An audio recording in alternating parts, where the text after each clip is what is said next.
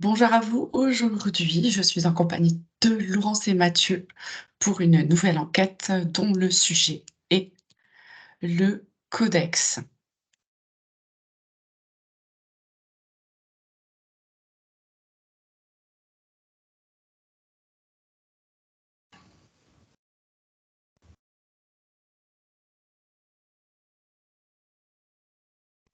Alors déjà, la façon dont ça s'est écrit, moi, sur mon grand écran, c'est un peu enluminé, tu sais, ça fait une vieille écriture, D'accord. pour l'instant. Ouais, c'est ce que j'ai comme si c'était un parchemin. Oui, donc quelque chose d'ancien. Voilà, c'est ainsi, en tout cas, que ça m'apparaît Mhm. pour commencer.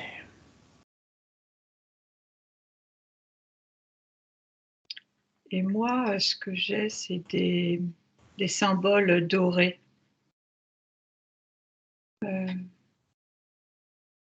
Et le doré, c'est le sacré.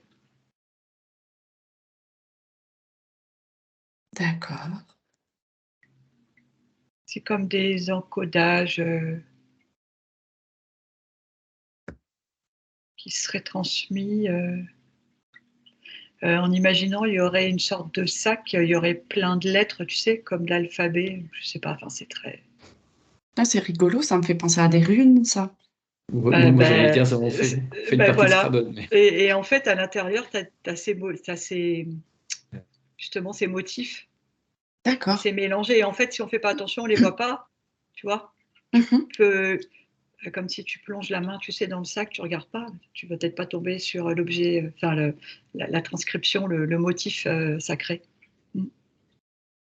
D'accord.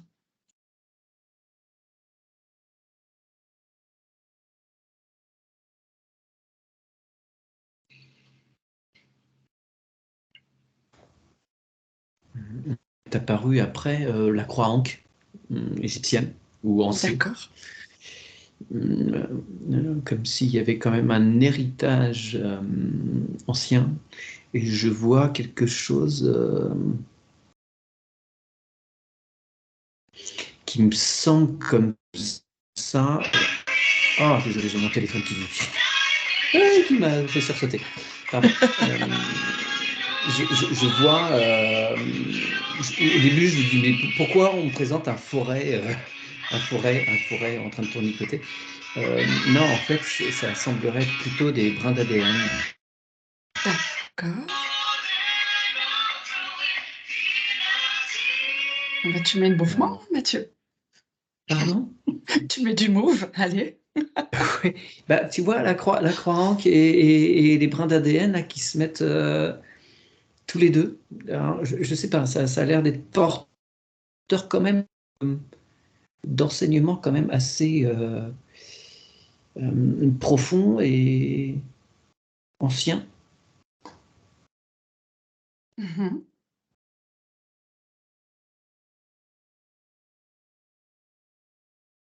D'accord.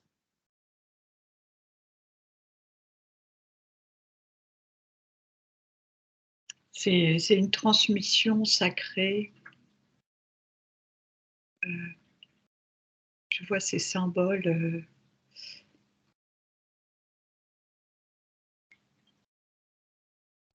Je vois deux choses. Ça me fait penser au vaisseau que je voyais hier en session où il y avait Anubis qui transmettait ces fameux symboles dorés Mhm. à la personne. Et en même temps, je vois les, les druides avec les runes. Et un symbole comme ça pourrait paraître complètement anodin pour quelqu'un qui n'est pas initié, c'est ça que j'entends. Anne En fait, Odin. bah oui. Mhm. Et que ça vient justement, de, j'allais dire des dieux, enfin, tu vois, dans Dans le sens Anubis, sacré. Odin, oui, voilà. Ouais, moi j'ai des vieux barbus. avec des grandes taches blanches, blanches grises, claires. D'accord. Je les vois porter les parchemins. Moi, ça me fait une image un petit peu qu'on peut retrouver des fois sur des dessins hébraïques. Parchemin avec les deux trucs qui tiennent. Alors, je ne sais pas si c'était du bois ou quelconque métal, parchemin en haut et en bas. Là. Je vois un personnage comme ça. J'ai l'impression qu'il y a une longue lignée, comme s'il y avait plusieurs traditions qui s'étaient un petit peu. Qui avaient porté ce fameux codex. Alors, est-ce qu'après, ils se l'appropriaient et ont fait les modifications qui les arrangeaient? Je ne sais pas. Mais en tout cas, je vois successivement plusieurs traditions. D'accord. Moi, ce que je vois, c'est des tablettes dorées avec des sigles. J'entends les tablettes sumériennes. Et si on prenait, par exemple, tous les éléments juste sur un papier ou un parchemin, comme dit Mathieu, ben, en fait, c'est comme si les lettres et les symboles, en fait, ce codex, c'est des symboles sacrés. C'est comme s'ils sortaient du papier, ils étaient surélevés, en fait, en 3D, et ils étaient dorés, tu vois. D'accord. Et ça faisait un message, c'était un message particulier, mais on pourrait passer à côté. D'accord. Donc c'est vibratoire et alors comment ça se fait qu'on pourrait passer à côté ou pas? J'entends, C'est une affaire d'initié. Ouais, j'entends, c'est dans la lignée aussi, ouais, c'est ça, des transmissions. Ouais, c'est ça. Ouais. Parce que moi, quand j'ai vu la croix Ankh, je ne l'ai pas mentionné, je me le remets, donc il faut que je leur dise, il faut que je le dise, c'est que ma fameuse croix Ankh, elle est faite avec une peau de serpent. D'accord. Et tu vois, alors, et ça m'est apparu à nouveau quand Laurence a parlé des tablettes sumériennes. D'accord. Tout ça, quand même, il y a la notion derrière des anciens astronautes, ce qu'on appelle les anciens astronautes, enfin voilà, les personnes, ces êtres qui sont venus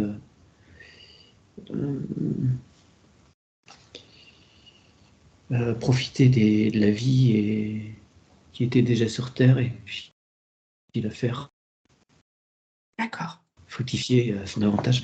Mais il y a quand même des choses. Ouais. C'est très ancien, cette histoire de codex.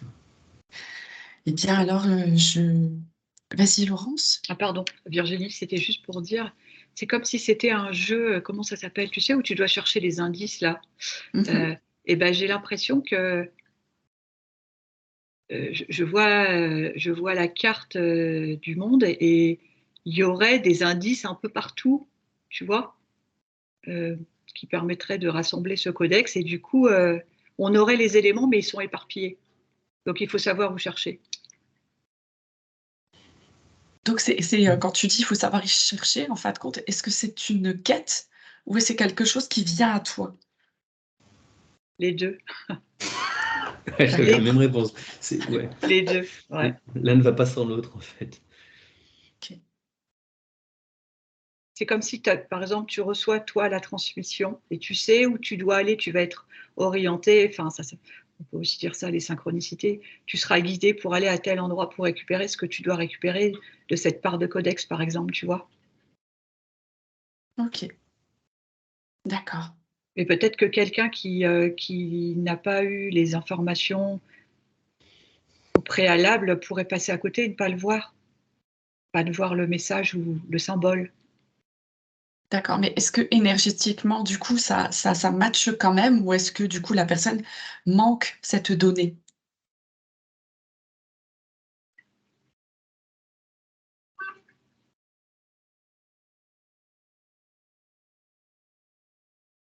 Ça ne matchera pas à son plein potentiel, je dirais. OK, d'accord. Oui, Ça parce peut qu'il manquera la conscience finalement de de cette information. ouais.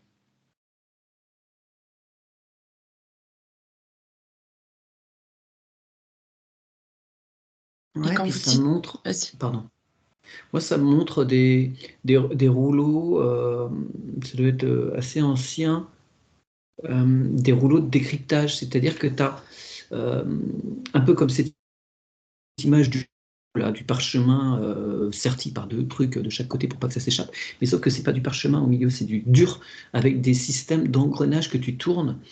Euh,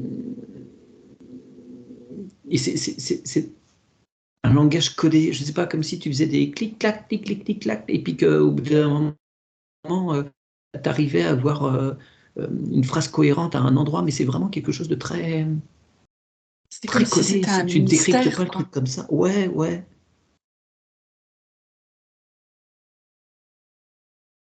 Est-ce que c'est comme ça parce que c'est protégé? Oui, parce que c'est précieux, j'entends depuis tout à l'heure. D'accord. Et si on remonte, en fait, qui sont ces personnes qui sont initiées?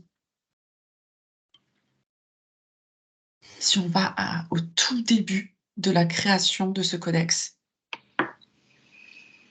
Alors moi, j'ai Pythagore, par exemple, qui m'apparaît. Ça a Euh, coupé, Mathieu, je t'ai Il y a pas vraiment... entendu. Ah, j'ai quelqu'un comme Pythagore, par exemple, qui m'apparaît. D'accord. Euh, c'est vraiment quand on parle des écoles de mystère, l'école des mystères, voilà, c'est les prêtres d'Horus, c'est vraiment des lignées d'êtres sélectionnés.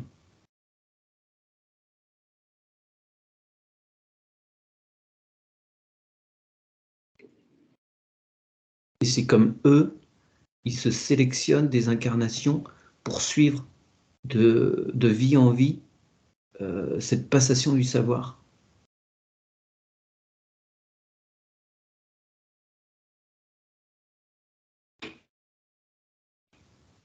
Tu vois, tu choisis pas d'être... Enfin, comment exprimer? C'est comme si tu sélectionnais... Enfin, ces personnes-là sélectionnaient les endroits où ils devaient aller pour les incarnations suivantes de façon à être porteurs de la continuité de ce savoir, de cet enseignement. D'accord. Est-ce que ça veut dire que ce codex a été créé finalement? Et d'ailleurs, je dis ce codex, mais peut-être qu'il en existe plusieurs. Heu, est-ce qu'il a été créé, heu, sur plusieurs vies?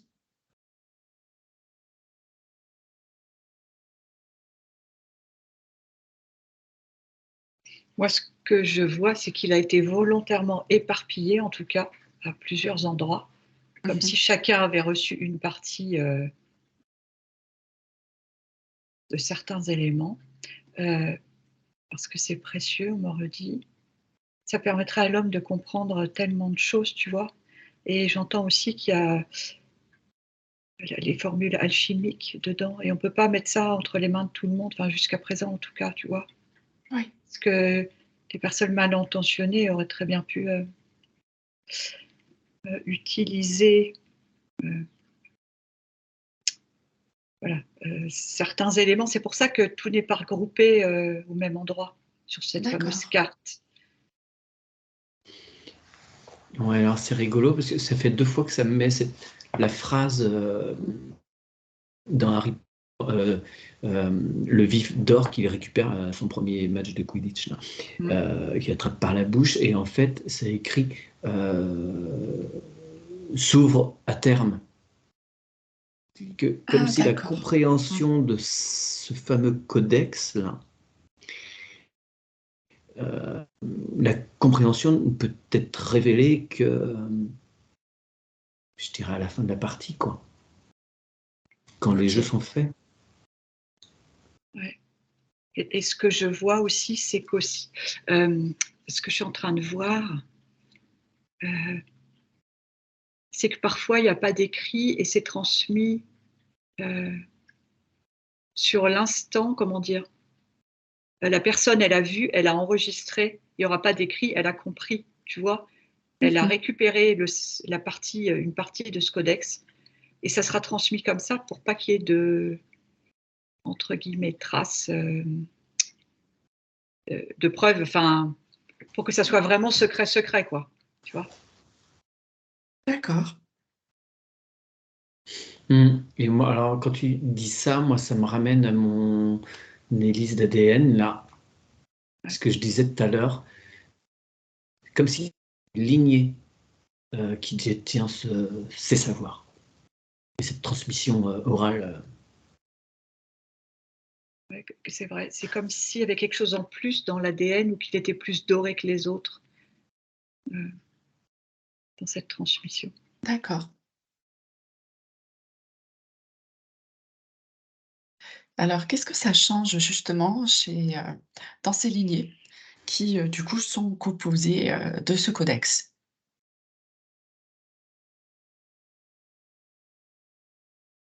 J'entends le terme de mission. Ouais, et il y a comme un lien aussi avec, par exemple, enfin l'exemple que je vois, en lien par exemple avec l'énergie christique, tu vois? Ah d'accord. Peut-être plus facilement que, bah oui, c'est sûr même, qu'une autre personne. Que les informations, elles passent aussi par là, tu vois? Comme ça, il y a pas non plus d'écrit. Il y a OK. des comme le fameux vaisseau où je voyais, c'est pareil, ces symboles dorés qui descendent, que la personne concernée les récupère, hem, ça se voit pas, enfin ça, tu vois? Oui, oui. Mm. Moi, j'ai des divinités égyptiennes qui se présentent, D'accord. comme si tu as une généalogie, tu vois.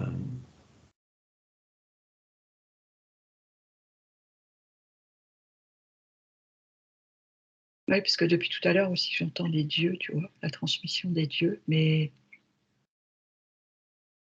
moi, je vois les dieux dans les vaisseaux, quoi. Donc Mmh. il y a Mm. encore quelque chose avec, les galactiques.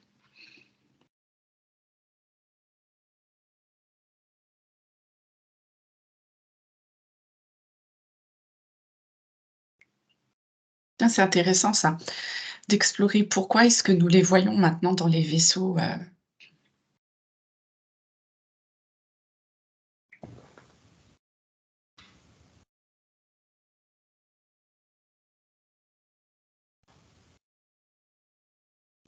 Qui? Les fameux dieux oui, oui, oui, les fameux dieux là, quand on voit, justement ces représentations, des dieux égyptiens par exemple, comment se fait-il qu'on les perçoit maintenant dans les vaisseaux? C'était pas habituel.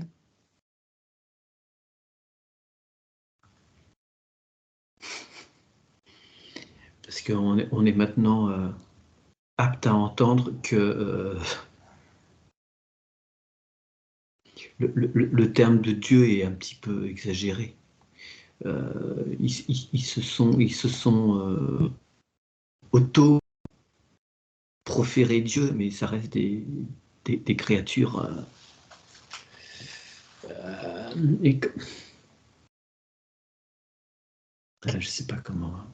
C'est comme si maintenant, de par l'évolution, on a accès,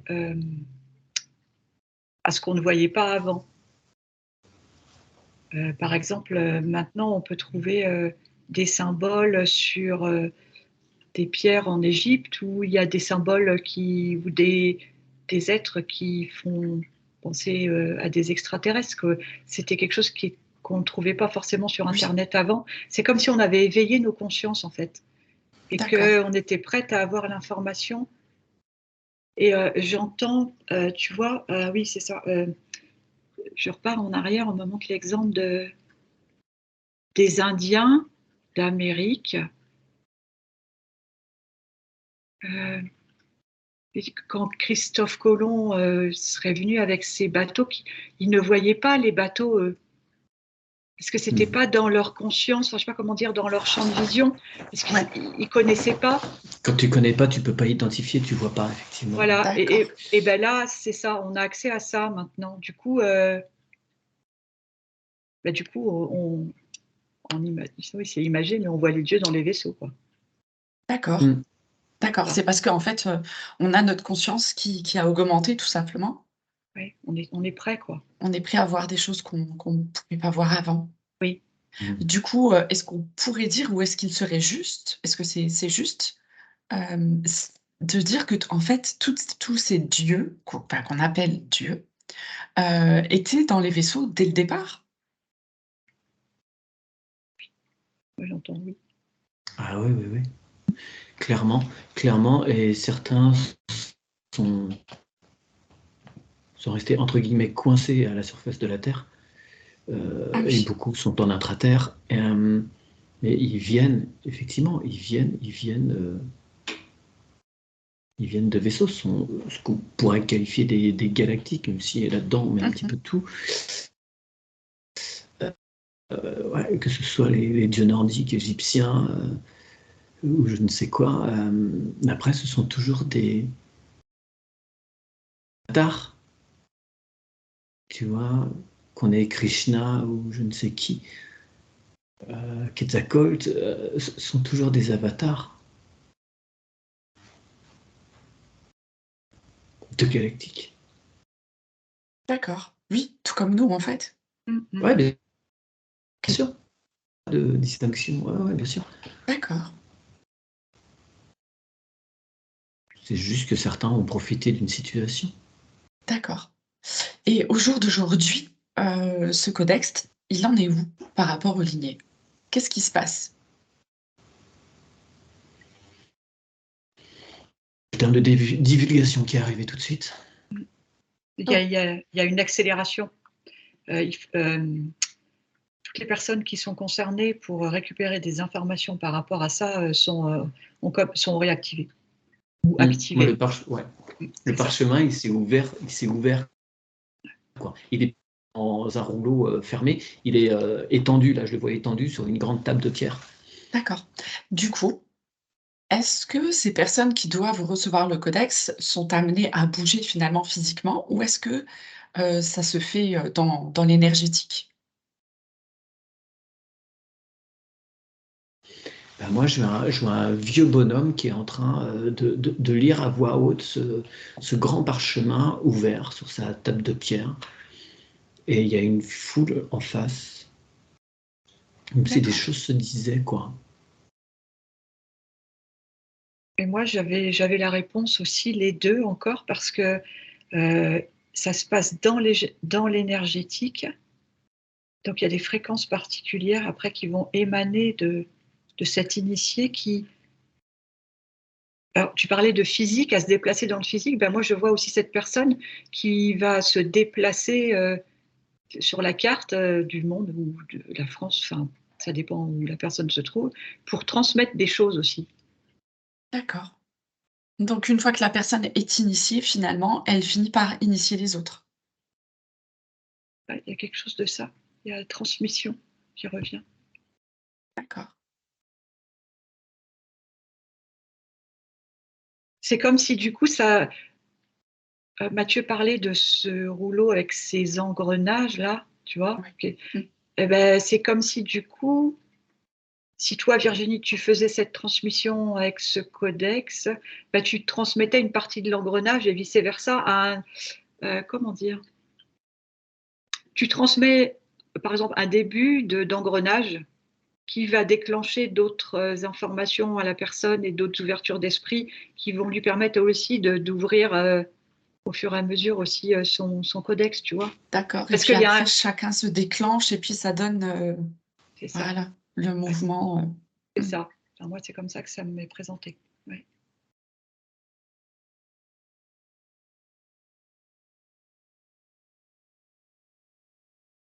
Et du coup, je vois plein de lumière comme si c'était doré au départ, tu vois. Mmh mh. Voilà. Est-ce que c'est des transmissions de codes pour l'énergie la circulation de l'énergie christique? Ou est-ce que c'est au-delà de ça et on n'en a pas encore conscience? Pour moi, il y a une partie de ça. Ouais. Ouais, c'est teinté de ça, effectivement. Ouais, il y a une partie de ça.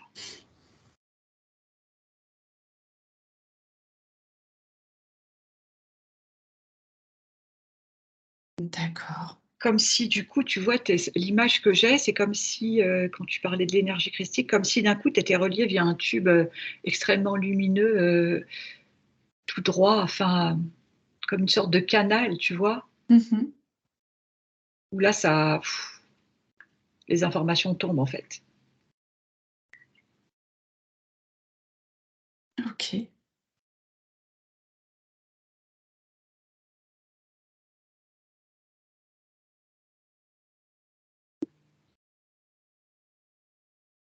Et admettons que quelqu'un, veuille en fait, recevoir, les informations de ce codex.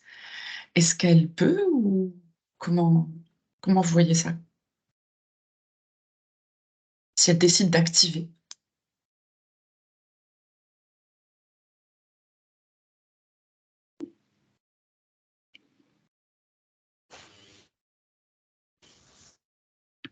Moi, ce que ça me montre, c'est la décision, elle vient. Si tu veux, moi, je voyais une montagne avec un faisceau de lumière en rond qui vient inonder cette montagne. Mais cette information, cette lumière, elle vient d'en haut. Elle vient pas de la montagne. C'est si, le choix, enfin, ça tombe sur la personne qui est apte et qui est prête. C'est pas la personne dans sa petite vie qui se dit, allez, moi je vais bosser le codex et puis je vais. Il D'accord. faut qu'elle soit Ouais, j'entends depuis tout à l'heure, apte.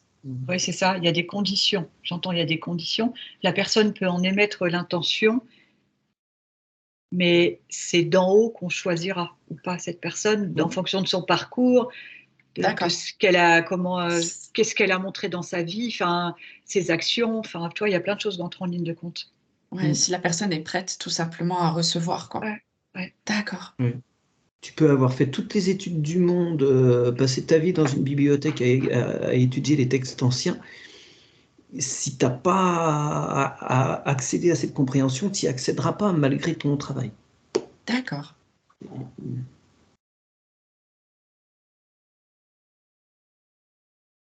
y a vraiment une information vibratoire, si tu veux, au-delà de la compréhension intellectuelle.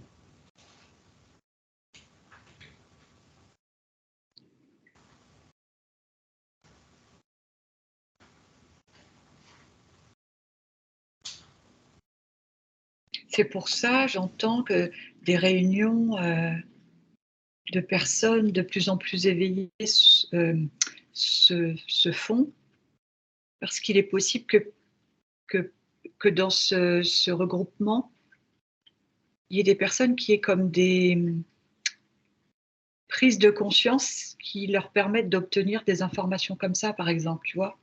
Ouais. Alors qu'elle serait restée toute seule, peut-être chez elle, où elle n'aurait pas assisté à ces regroupements, elle n'aurait pas je vois l'interrupteur, hein, c'est imagé, mais appuyer sur le petit bouton qui leur permettait d'avoir accès à quelque chose, tu vois. Ouais.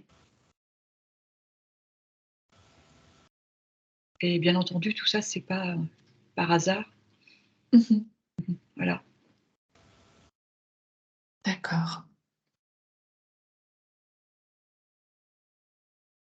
Et donc en fait, ça c'est en train de se divulguer maintenant.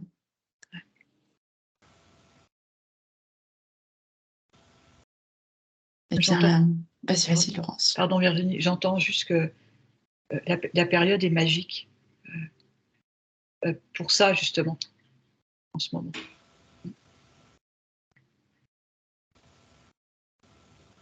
D'accord. Est-ce que vous avez d'autres informations pour, Ouais, moi, ça me ramène juste une notion de retour aux racines. mmh Oui, hein, ce qu'on observe, Mmh. actuellement, on est en plein dedans. Mmh. Ouais. C'est comme si on rouvrait nos yeux, enfin, avec un nouveau regard, en fait. C'est comme si c'était un éveil, voilà, avec cette prise de conscience, là, soudain. D'accord. Ouais. Ouais, c'est les voiles qui se déchirent, donc tu as accès à une vision plus nette des choses. Ouais.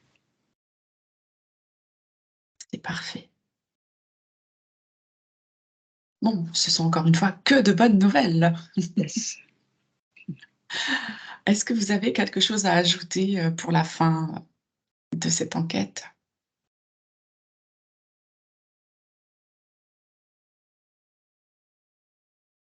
Bah, moi, j'entends encore, ayez confiance parce que c'est magique, quoi. Vraiment, je vois cette lumière et ces symboles dorés, c'est comme une pluie de symboles, tu vois, qui tomberait, bah, c'est chouette, quoi, vraiment. D'accord. Mathieu, un petit mot pour la fin? Ouais, pas vraiment mieux, c'est comme des codes de lumière, quoi, qui inondent l'être à même de les recevoir. Mmh. D'accord. Eh bien, merci beaucoup pour, cette chouette enquête. N'hésitez pas à liker, partager et à vous abonner aux chaînes de Mathieu et Laurent si ce n'est pas encore fait. Bonne journée et à bientôt.